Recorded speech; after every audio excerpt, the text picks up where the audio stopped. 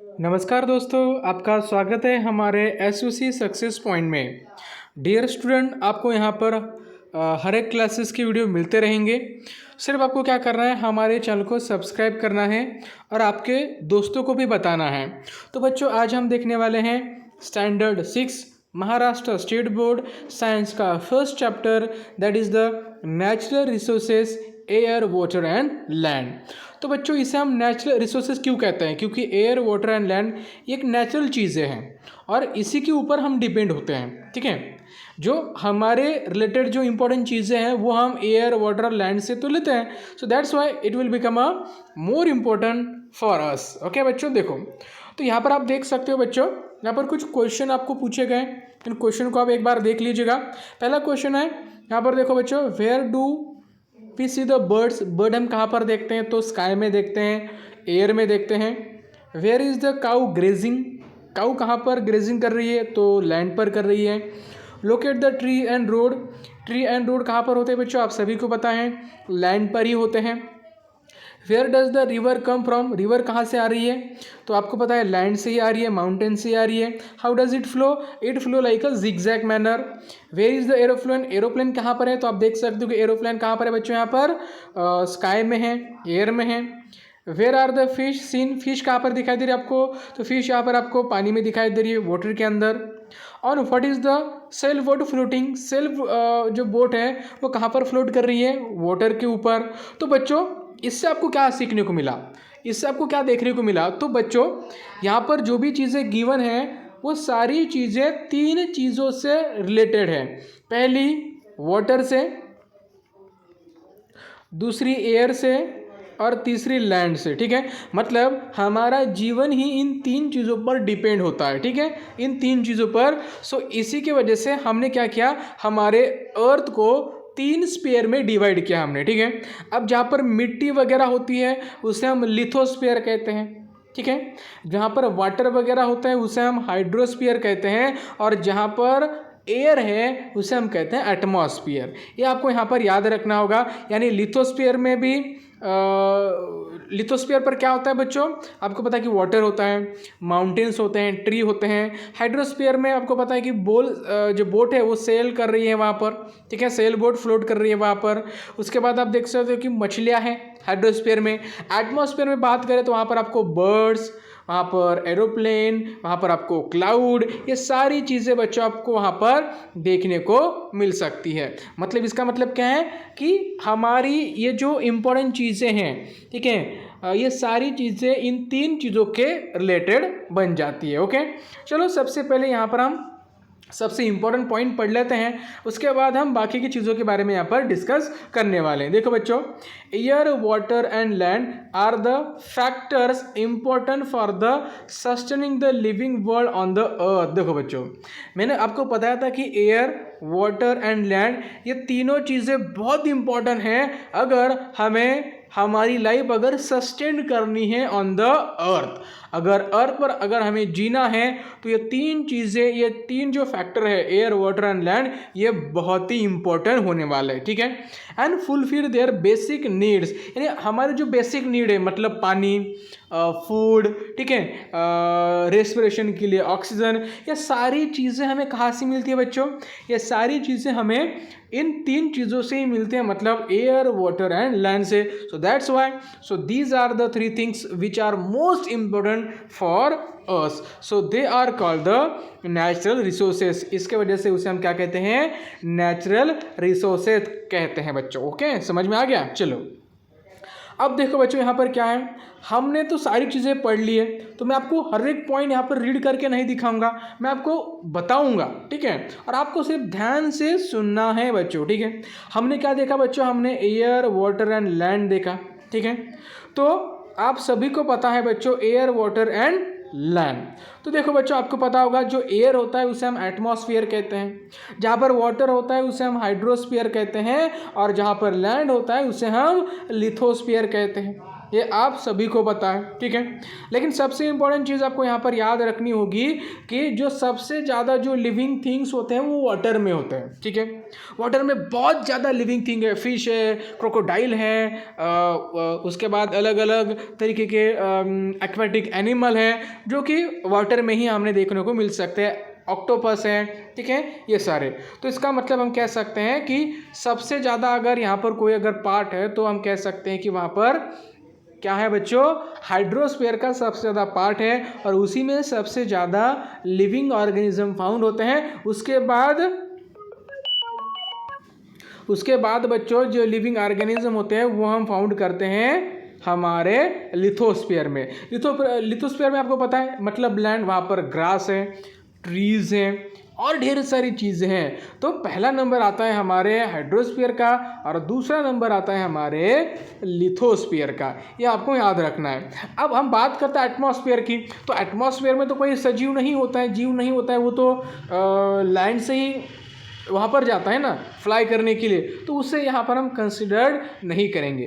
तो बच्चों देखो, जहाँ पर हमें लिविंग थिंग्स देखने को मिलते हैं उसे टुगेदरली हम क्या कहते हैं, टुगेदरली उसे हम बच्चों उसे कहते हैं बायोस्फीयर। देखो यहाँ पर क्या है, the living things and part of the lithosphere, hydrosphere and atmosphere which they occupy are called the biosphere. यानी देखो यहाँ पर मैं आपको पहले ही कहा था, ठीक है, हाइड्रोस्फीयर एंड एटमॉस्फेयर जो कंबाइन होता है ना, इसी को हम क्या कहते हैं बच्चों, इसी को ही हम क्या कहते हैं, बायोस्फीयर कहते हैं। यानी जहाँ पर भी सजीव हमें देखने को मिलता है उसी को हम क्या कहते हैं, बायोस्फीयर कहते हैं। और बायोस्फीयर में ये तीनों आते हैं, लिथोस्फीयर भी आता है, हाइड्रोस्फीयर भी आता है और एटमॉस्फेयर भी आता है बच्चों, ठीक है।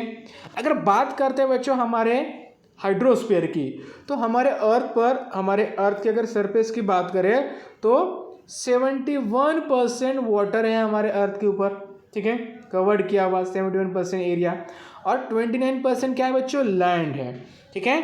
ये आपको यहाँ पर याद रखना होगा, ठीक है। चलो अब यहाँ पर देख लेते हैं what are the 5 layer of the atmosphere, यानी एटमॉस्फेयर के यहाँ पर 5 लेयर कौन कौन से हैं। तो यहाँ पर मैं आपको बता देता हूँ। पहला लेयर होता है, ठीक है, जमीन के ऊपर मतलब लैंड के ऊपर, ठीक है, वो होता है बच्चों हमारा ट्रोपोस्फीयर। ट्रोपोस्फीयर में लगभग 80% गैसेस होते हैं। उसके बाद नंबर आता है हमारा बच्चों, आपको पता होगा, स्ट्रेटोस्फीयर। स्ट्रेटोस्फीयर में लगभग 19% गैसेस होते हैं। उसके बाद आता है मीजोस्फीयर एंड आइनोस्फीयर, ठीक है, इसमें बहुत कम गैसेस होते हैं। और उसके बाद आता है बच्चों एक्सोस्फीयर। एक्सोस्फीयर में कोई भी गैसेस वगैरह नहीं होता है, ठीक है। तो देखो ये 5 लेयर होते हैं, मैंने आपको बता दिए हैं। तो यहाँ पर आप देख सकते हो हमारे एटमॉस्फेयर में ढेर सारे गैसेस हैं। उसमें नाइट्रोजन है, ऑक्सीजन है, कार्बन डाइऑक्साइड है, 6 इनर्ट गैसेस है, नाइट्रोजन डाइऑक्साइड है, सल्फर डाइऑक्साइड है, वाटर वेपर है, डस्ट पार्टिकल है। यानी जो एयर है ना, ये किसी एक चीज़ से नहीं बनी है, वहाँ पर ढेर सारे गैसेस कह सकते हैं, वहाँ पर है वाटर वेपर है, डस्ट पार्टिकल है, ठीक है। ये ढेर सारी चीज़ें इंक्लूडेड हैं हमारे एयर में।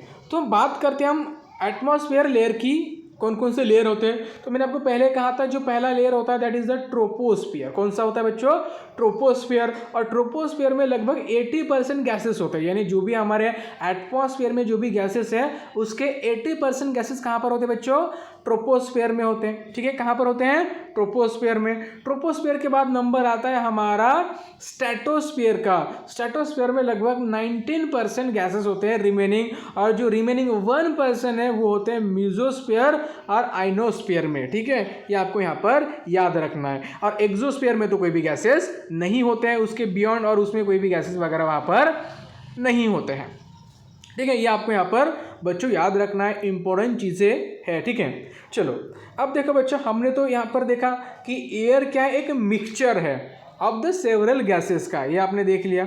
और इसके जो मेन कंस्टिट्यूएंट है वो एक बार देख लेते हैं। यानी जिस तरीके से हम चाय की बात करते हैं, टी की बात करते हैं, तो उसमें क्या होता है, उसमें शक्कर होता है, उसमें मिल्क होता है, उसमें वाटर होता है, इलायची, अदरक वगैरह होती है। अगर मैं बात करूँ तो सबसे ज़्यादा कौन सा उसमें चीज़ होती है, तो आप कहोगे सर वाटर होता है। तो उसी तरीके से हमारे एटमॉस्फेयर में जो गैसेस है वो सबसे ज़्यादा कौन सी चीज़ है, सबसे ज़्यादा कौन सी चीज़ नहीं है, इसके बारे में यहाँ पर डिस्कस कर लेते हैं। हमारे अगर एटमॉस्फेयर में बच्चों अगर हम बात करें तो 78% नाइट्रोजन है। यानी हमारे एटमॉस्फेयर में अगर सबसे ज़्यादा कौन सा गैस है तो वो है बच्चों नाइट्रोजन गैस, लगभग 78% है। उसके बाद नंबर आता है बच्चों ऑक्सीजन का, लगभग 21% ऑक्सीजन अवेलेबल है हमारे एटमॉस्फेयर में। उसके बाद नंबर आता है बच्चों एर्गॉन का, एर्गॉन का है बच्चों, ठीक है, एर्गॉन है 0.9%। और जो अदर कंस्टिट्यूएंट ऑफ गैसेस है वो है 0.07%। और कार्बन डाइऑक्साइड का जो परसेंटेज है वो बहुत ही कम है, दैट इज 0.03% है, ठीक है। ये आपको याद रखना है कि कौन से गैसेस कितने परसेंटेज है हमारे ईयर में, ये बहुत ही इंपॉर्टेंट बच्चों बन जाता है। अब यहां पर हम देखने वाले हैं some uses of the gases in the air, यानी एयर में जो गैसेस है उनके यूजेस क्या है, उसका यूज हम किस लिए कर सकते हैं, हम डेली लाइफ में। तो बच्चों देखो जो नाइट्रोजन होता है ना, इसका यूज करते हैं टू सिंथेसाइज द प्रोटीन, यानी जो प्लांट्स वगैरह होते हैं ना वो प्रोटीन को सिंथेसाइज करने के लिए नाइट्रोजन गैस का यूज करते हैं। आपने चिप्स वगैरह देखे होंगे, चिप्स के पैकेट में जो हवा भरी जाती है ना वो भी नाइट्रोजन गैसेस होते हैं, क्योंकि वो क्या करते हैं उस फूड को खराब नहीं होने देते बच्चों, ठीक है। ये तो समझ में आ गया नाइट्रोजन का यूज क्या होता है। उसके बाद देखो बच्चों ऑक्सीजन का क्या होता है। Oxygen is necessary for the respiration in the living things and for the combustion. यानी जो ऑक्सीजन होता है बच्चों ये लिविंग थिंग के लिए बहुत ही इंपॉर्टेंट होता है, रेस्पिरेशन के लिए। आपको पता है कि हम क्या करते हैं, रेस्पिरेशन के लिए ऑक्सीजन का ही यूज करते हैं, ठीक है। तो हमारे लिए रेस्पिरेशन करने के लिए बहुत ही इंपॉर्टेंट है। और दूसरी चीज बच्चों यहाँ पर देखो क्या है कि कंबशन के लिए, किसी भी चीज को अगर जलना हो तो उससे ऑक्सीजन की जरूरत होती है, अदरवाइज वो चीज नहीं जल पाएगी। नेक्स्ट है बच्चों कार्बन डाइऑक्साइड। कार्बन डाइऑक्साइड का बहुत ही इंपॉर्टेंट यूज होता है बच्चों, आप सभी को पता है। Plant use it for the producing their food. मैंने आपको पहले कहा था कि प्लांट क्या करते हैं, खुद का खाना खुद बनाती है।